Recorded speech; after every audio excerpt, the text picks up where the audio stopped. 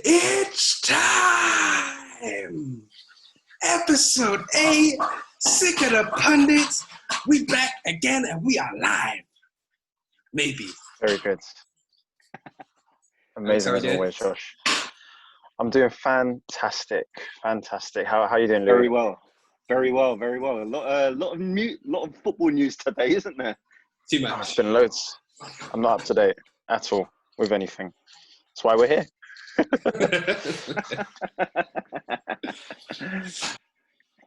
We've got, remember guys, the family that is growing. We've got like over 700 followers now, but we need more subscribers on Twitter. So subscribe down there at the end of the video and there. I don't know, I'm just pointing anywhere. Hopefully y'all get me too. So Louis, what are we talking about on this fabulous day? Lots today, Josh, lots. As you've mentioned, firstly, thank you to all our new supporters for all the feedback we get across all the social media pages. If you haven't already, please like, subscribe, follow us on all the usual social media, Twitter, Instagram, and here on YouTube. We appreciate all the support. Today's topics, we have Lionel Messi. Is he going to leave Barcelona? Guys, we will get your opinions on that. Next up, Harry Maguire looks to be in a bit of trouble as he's been given a 20-month suspended sentence. But more crucially, he's been withdrawn from the England squad. We will get the guys' views on Harry Maguire. We'll round up the Champions League, which came to an end last weekend. Look at some of the key points that we took away from it. We'll be looking at the upcoming Charity Shield game between Arsenal and Liverpool this weekend. And as usual, we've got our usual wild text from Josh and the unpopular pundit quote from Alex. So a lot to get through. But guys, let's start with the jaw-dropping news that has surfaced today. Lionel Messi has handed in a transfer request and told Barcelona he wants to leave. Firstly, where do we see him next season? Who can afford him? And as a side question, what next for Barcelona and Ronald Koeman? Josh, where is Messi going to be next season? So there's only two clubs, I believe, that can afford Lionel Messi, and that is Barcelona. And I'm joking. That is Manchester City and PSG are obviously your two standout ones. I think Guillaume Balaguer has come out and said PSG have no chance. So then it's Manchester City. Why? Why do PSG have no chance? Because I don't really listen to Guillaume Balaguer anymore. He was the insider for Liverpool when Rafa was there, and I've not ever listened to him ever since because he just doesn't know what's going on. But he did say PSG are not really having a chance to sign him. But I just want to bring you guys back a little bit to maybe our first episode when I said Barcelona finished. I said Barcelona are basically AC Milan, and then look at that. 4 months later, where we at, dog? Where we at? They're not AC Milan yet, though. Yeah, they are. So it begins. What? I bet you AC Milan thought they'd be all right when Kaka left. Guess what happened?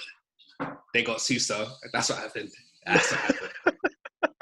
Yeah, but AC Milan didn't have Griezmann there, whoever else there. They got a good squad there, even if Messi does leave. Alex, we'll probably discuss a bit more of Barcelona anyway in terms of their Champions League run and getting beaten by Bayern Munich. But what next for Barcelona? Ronald Koeman's walked into a bit of a mess here. Lionel Messi wanting to leave. Where do you see Messi next season, and what next for Barcelona?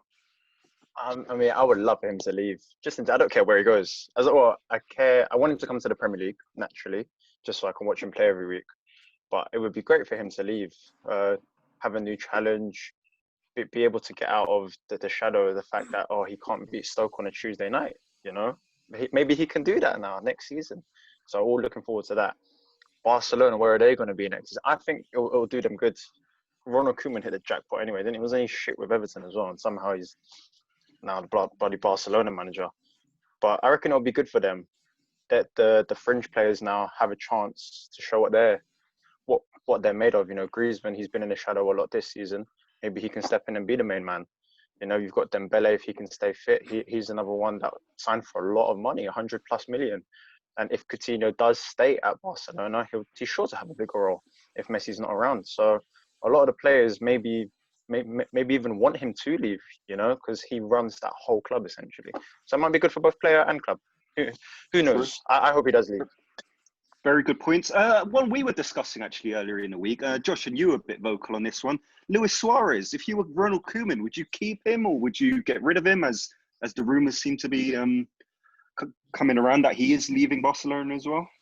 I think Luis Suarez is class. I think Luis Suarez is one of the most, well, isn't he the second highest goal scorer in Barcelona's history? And then he's up there with us as well, up there with Ajax. The guy's a goal scorer, but I think he's in the twilight of his career. Isn't he like 34 now? 33 going on 34.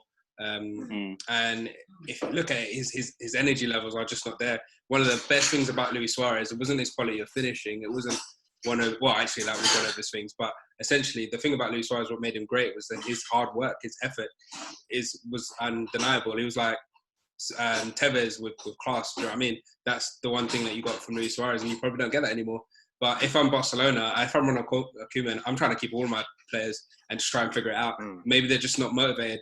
Maybe it's something as just as drastic as, look, I think the problems in Barcelona are deep rooted. It's with the board. It's with the Presidente. See that little Spanish for y'all.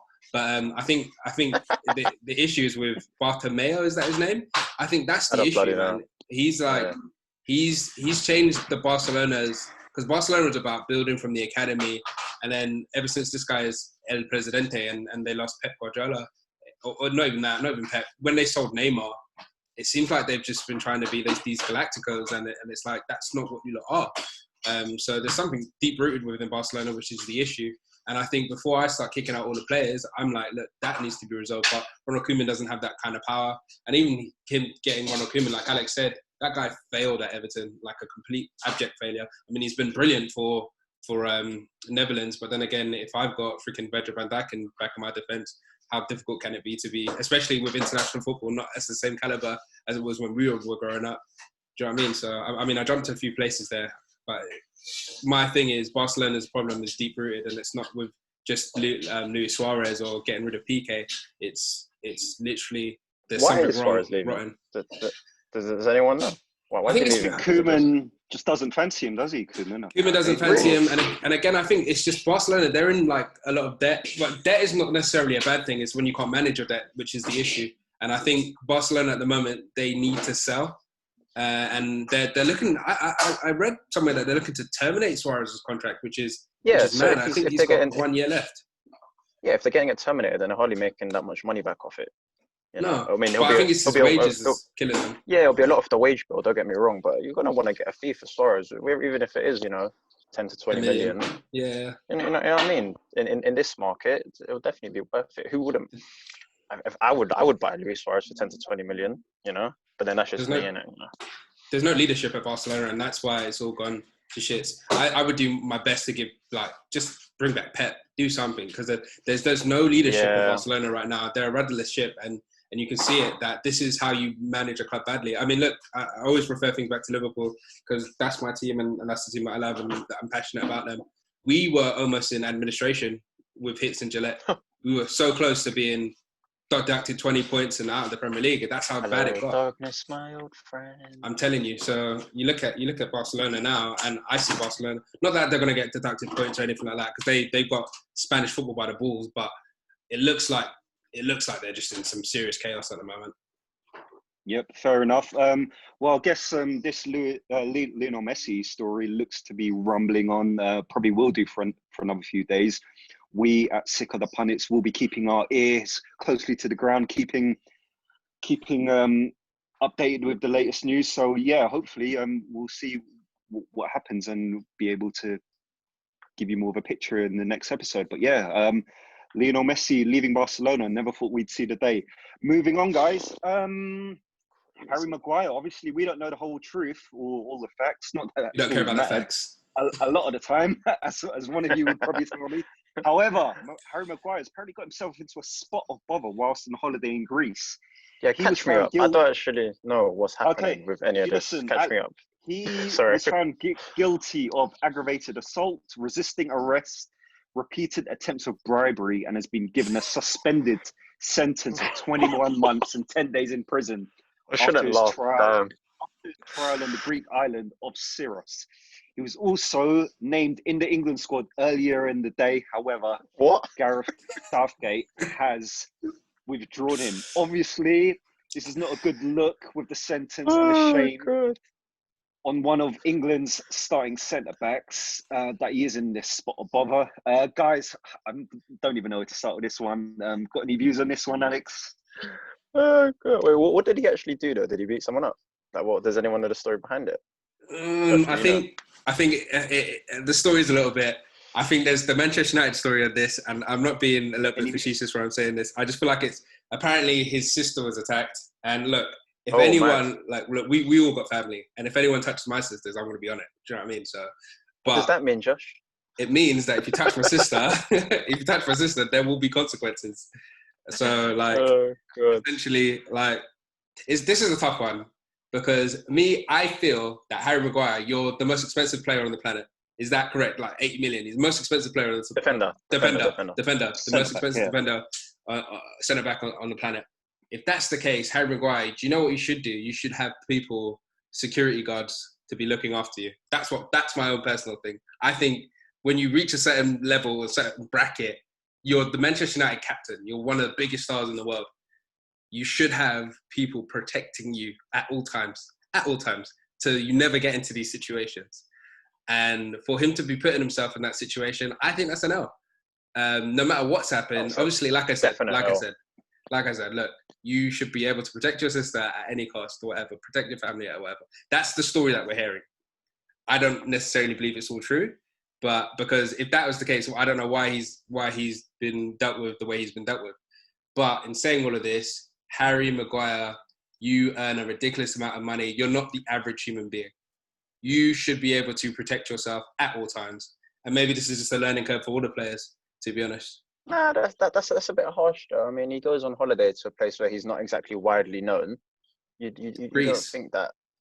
Yeah, is he really widely known in Greece? He's not exactly one of the most popular English players, is he? Manchester United is one of the biggest clubs in the world. Yeah, but it's Harry Maguire. And this is Greece. Like, you got so many plagiarized shirts all over, and Manchester United is probably one of the most plagiarized shirts there. So yeah, but it's Harry Maguire. He's not exactly selling shirts, is he? He's not exactly Marcus Rashford or Paul Pogba. You know, he's not in the media like that. He's not seen in that way. So for him to have to go away with security like the way you're talking about, somewhere like that, it's a bit harsh. Obviously, we don't know what happened. If anybody hit my sister, if I had one, all I'd do, Louis. But, you know, if anybody hit my sister...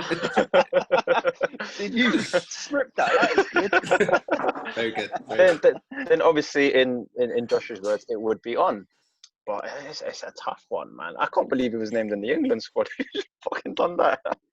How can you put him in the England squad when he's going through this? That's the stupidest thing ever. Isn't it just a bit of a shame? Isn't it just a bit of a shame though that a man can't just go on holiday without sort of him or his entourage, someone wanting to start a fight on it with him, and he's had to find himself in this situation where he does have to defend himself, defend his members of his family. It's a bit of a sad look towards 100%. Look, well. Like I do have sympathy for him in that sense, because like I said, look, family is family, and like you shouldn't be able to get any, like, the people who provoked him, scum of the earth. Do you know what I mean? Like, yeah. But at the end of the day, you are the Manchester United captain. You are playing for one of the biggest sports teams in the entire universe, above football. One of the biggest sports franchises. The universe. Yeah, exactly. In the universe, like, people in Pluto know about Harry Maguire. Do you know what I mean? So it's like, at the end of the day, Harry Maguire... They know about his mistakes, don't they? Yeah. His defense should literally have been better, and he should have had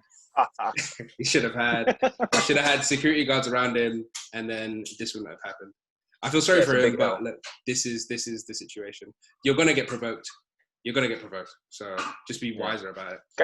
Gareth Southgate as well, naming him in the England squad, that is an L. Someone should have been in his ear and like, look, he's going through fucking court sentence here, and you put him in the England squad. What kind of stupidness is that? I think he jumped the gun. I think he thought he took fun. I think he actually spoke to Harry Maguire prior to the squad announcement, and so Harry Maguire's given his case, his side of the story, and it's an ongoing case. Yeah, but I think that's what I mean. If Southgate must have just taken his word for it at the time. Yeah, that's an L. I mean. Southgate Yeah. should have never named him in the England squad. Like he could have put that on hold in he could have made up any old excuse. Now it looks stupid Yeah. putting him in and then having to take him out. Yeah, that I makes would me have been me in. worry about the England squad, to be honest, and the leadership in that angle as well. Yeah, But I think that shows it doesn't make any sense. But to be honest, in saying all of this, I don't rate Harry Maguire as a defender. I don't think he's that great. But I would definitely say he is definitely up there. Like he's like Harry Maguire and Gomez. He starts. Yeah, 100% he Yeah. starts. 100% he starts. Yeah. 100% he starts. So like, I get that. And then you probably would want to make him vice captain. Like you'd say him, Kane, and Henderson. And Henderson wasn't going to be there, so he probably would have been vice. I don't think Kane's in the squad as well. I didn't really look at it properly, but I don't think Kane's in the squad for some reason. So Jack Grealish ain't in the squad. Yeah. That's crazy as well. yeah, that's a joke.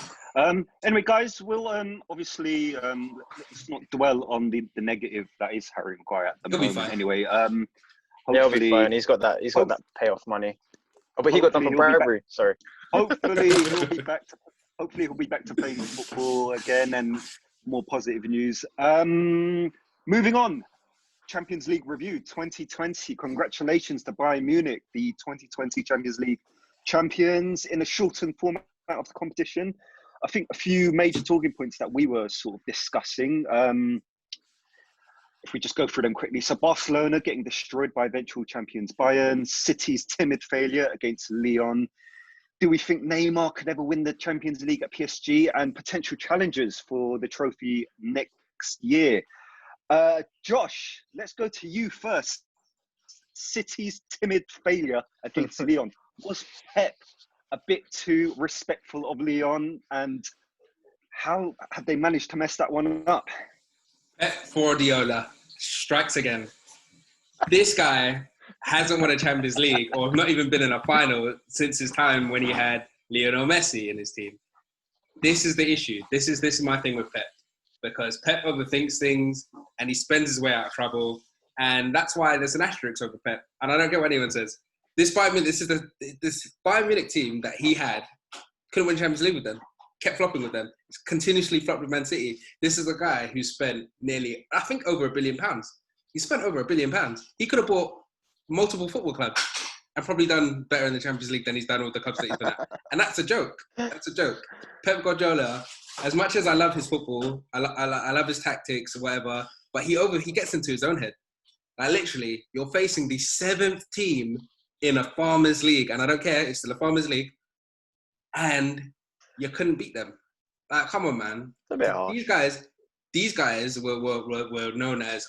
Everyone was saying from the start of the year, everyone was saying, "Oh yeah, Pep's definitely Man City are the favourites to win it. Man City are the favourites." Even when they were 20 odd points behind Liverpool, Man City are still the favourites to win it. Man City are still the favourites to win it. Maybe not 20 points. Not get carried away. No. Honestly, I was listening to ESPN FC. They were like, even after the season, Man City are still the favourites to win it.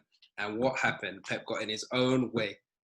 There's no way on God's blue and green earth that Lyon should be able to beat Man City.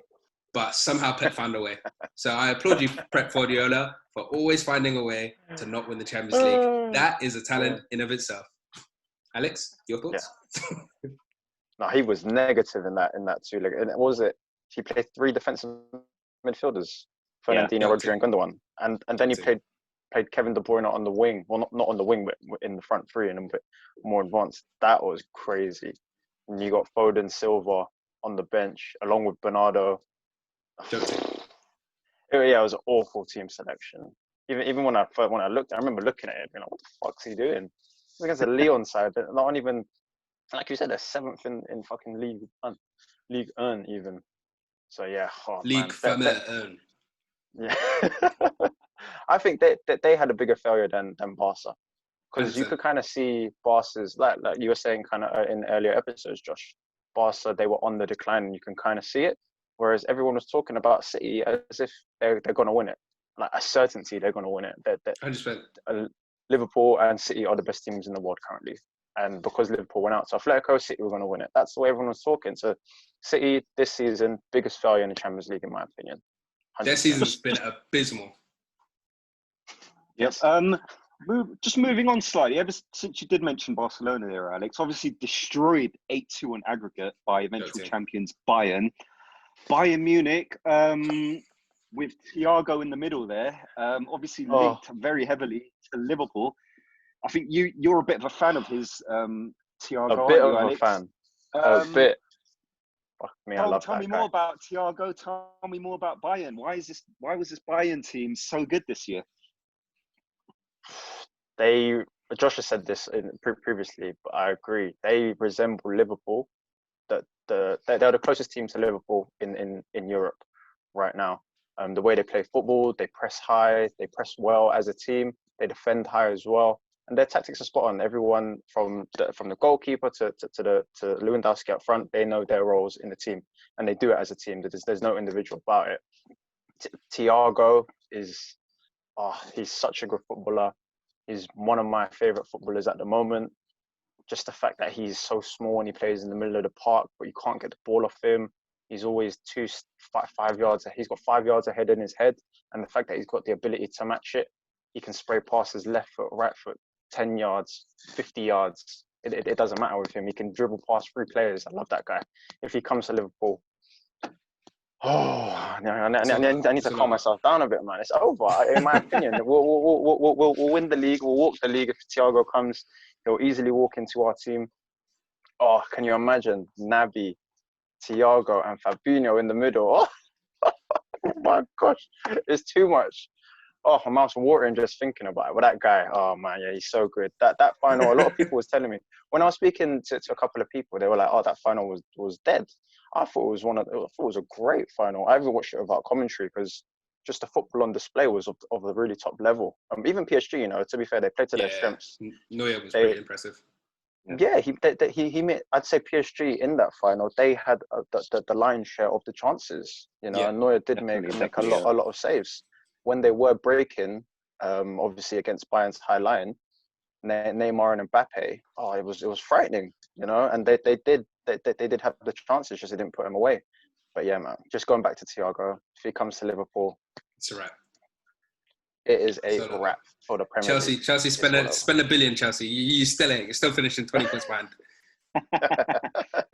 Moving on, guys. Obviously we saw Neymar distraught and upset at the end of the game. Poor guy. Josh, tell me, can Neymar win the Champions League at PSG?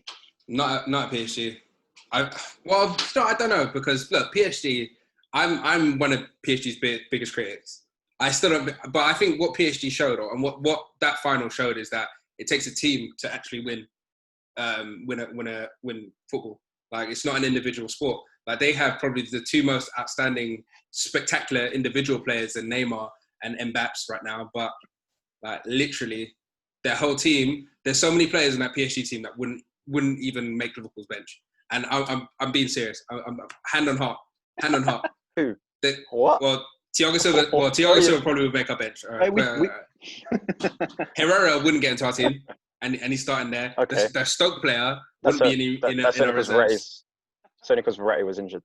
That Herrera. Verratti probably wouldn't get into our team. What? Joshua? Not ahead of Fabinho. How, big man? How?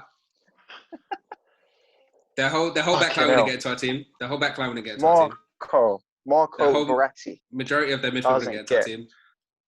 Just Mbappe and Neymar. I'll take Mbappe and Neymar. But like I was saying, I'm sorry to drift off. Like I was saying, look, Bayern Munich as a team were phenomenal. Like, literally, I think they won all their games. I might be wrong about this. I think they won all their games. That's insane. They're the winningest team. Like, nobody's ever gonna. You can only match it. You can't beat what Bayern Munich is. Perfect in the Champions League. They should get a gold in the Champions League. That's mad. That's insane. They didn't win second legs. That's true. That's true. That's true. Also, one guy we didn't mention, Robert Lewandowski, fantastic year. Should win Ballon d'Or. 51 goals, I think, in this calendar year. Ridiculous. Yeah, he's all right. I think that's the glorified Ruben Van Nistelrooy, isn't it?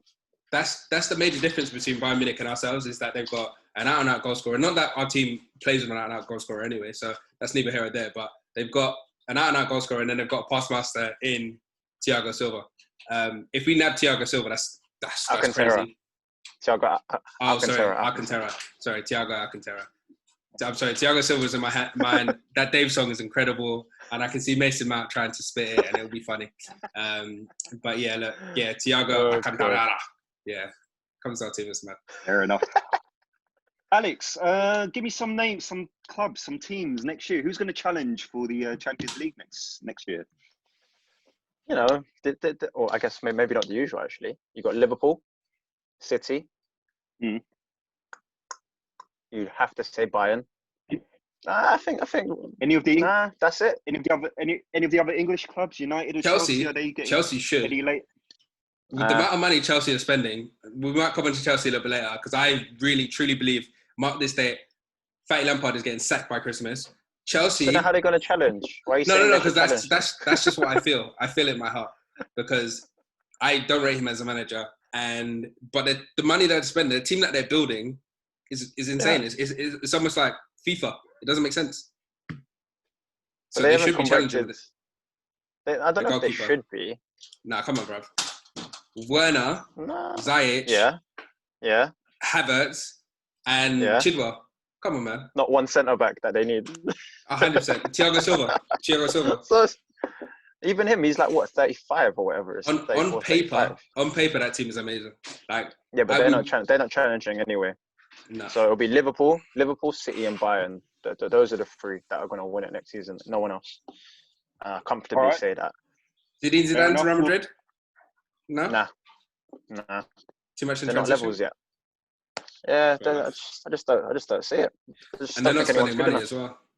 PSG? Yeah. Back again? The only thing I would say about PSG and Neymar, his whole career, he's kind of been handed everything. He hasn't really had to fight for anything, which is why this may be a blessing in disguise for him, because now he's got, you could argue, he could go one of two ways. He's either got the bit between his teeth and he's going to prove everyone wrong now, or he's just going to go the other way and be like, fuck this, I couldn't get it, so then that's it. And then he's just going to go and do his media shit that he has been doing. But you could argue this is the first time that Neymar has properly failed, because the season before that he was injured, and then season before that he was injured. So this is the time where he brought PSG to the final and didn't win it. And he had the chances as well. He had a couple one-on-ones that he missed, or Neuer saved it. So I reckon it could be a blessing in disguise. He could win PSG. Yeah, I'll say PSG. If they keep all their players, then yeah, PSG, City, Liverpool, Bayern. That's your semi-final there. That's big call from Alex there, and even bigger call, I say, from Josh, claiming Lampard will be out of a job by Christmas. We'll be keeping an eye on Christmas on Christmas Day. See what happens there. They were £10. Josh. I mate, you still owe me £10.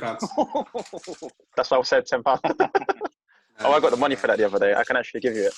There you go. Transfer it, mate. You know my needs. It's in the mail. Guys, let's move on. Charity Shield this Saturday. Arsenal v Liverpool. Oh, come here, it's a Saturday. I personally feel Arsenal are a bit of a threat under Arteta. They beat us in the last league game, won the FA Cup, showed a bit of steel, I thought, in their semi-final against Man City, and then beating Chelsea in the final. Are they a bit of a threat for us this season? Could they win this game on the weekend, Josh? You know, in one-off games, Arsenal could do something because you've got one of the best strikers in the world, in my opinion, in Aubameyang, as we all know. Who's that? that he plays on the wing. Yeah. But still, one of the best goal scorers, definitely on the planet. I agree with Louis. I think Arteta has got them playing good football, being solid again. Why do you always say his name like that?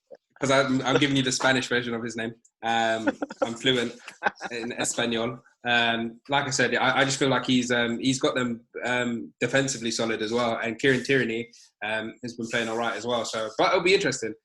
I watched Liverpool's pre-season game today, and some of our players do look a little bit rusty. But then again, I would say RB Leipzig was pressing our players, and I don't really see not RB Leipzig, RB Salzburg were pressing our players. I don't really see Arsenal doing that. So it'll be interesting. Is what I'd say to that. I think Liverpool beat them probably 5-0.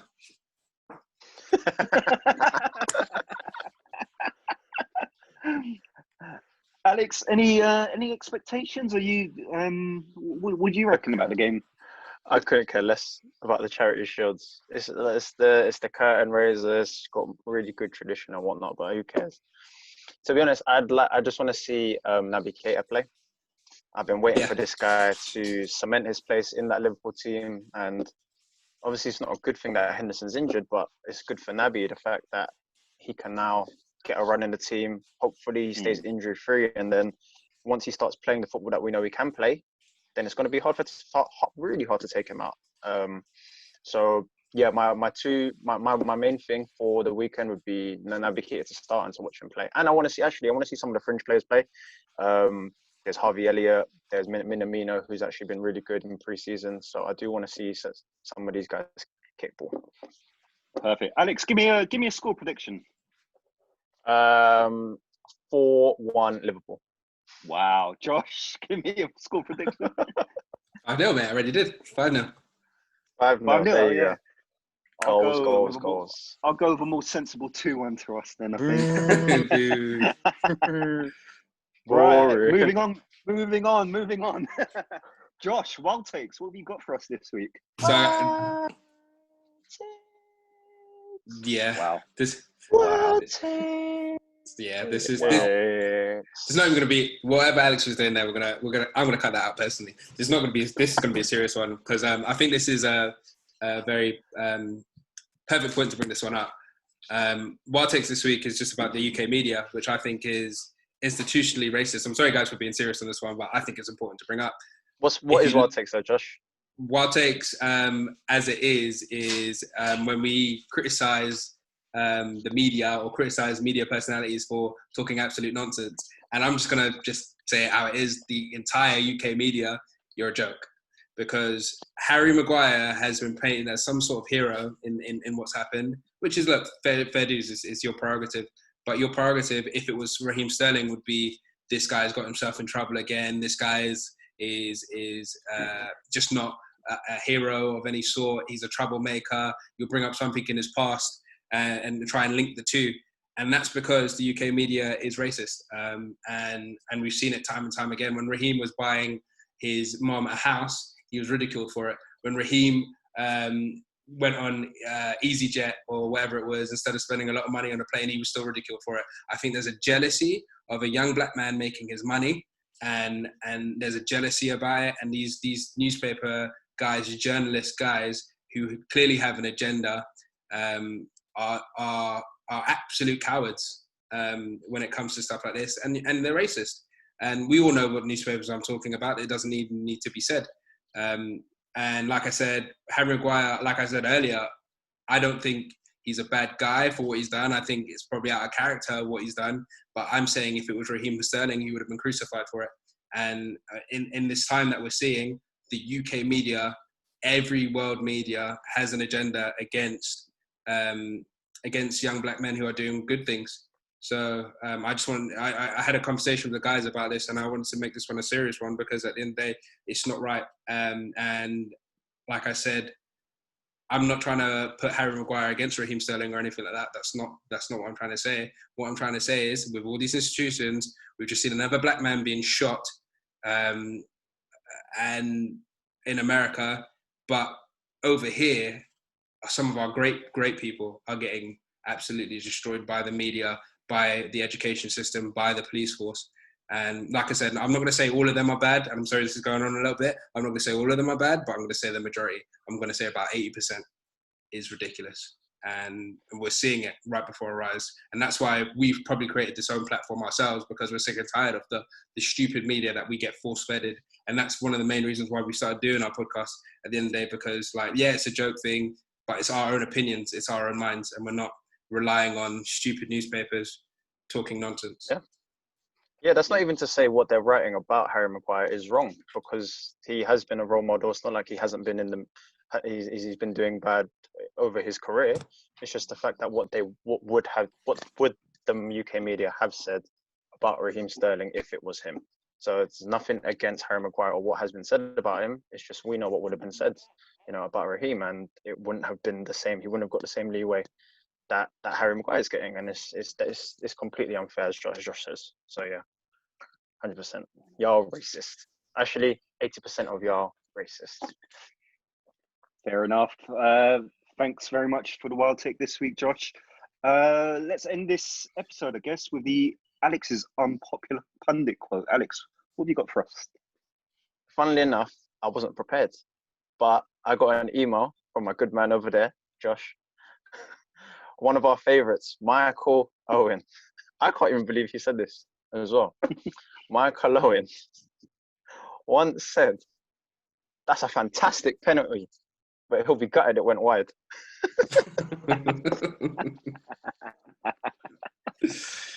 Good on Michael. Good old Mike. Good old Brilliant. Michael Owen. I think that brings us to the end of this episode. Thanks to Alex and Josh for your great views and opinions on a lot of the news going on today. Guys, to all the viewers, all the fans, please, thank you very much for the support. Please continue to follow. Thank you as well, Louis.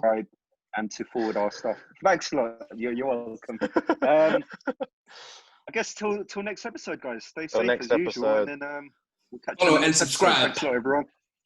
Yeah. And subscribe for sure. Roll credits. And if you like one of our other episodes, it should be somewhere there as well. We're working on it.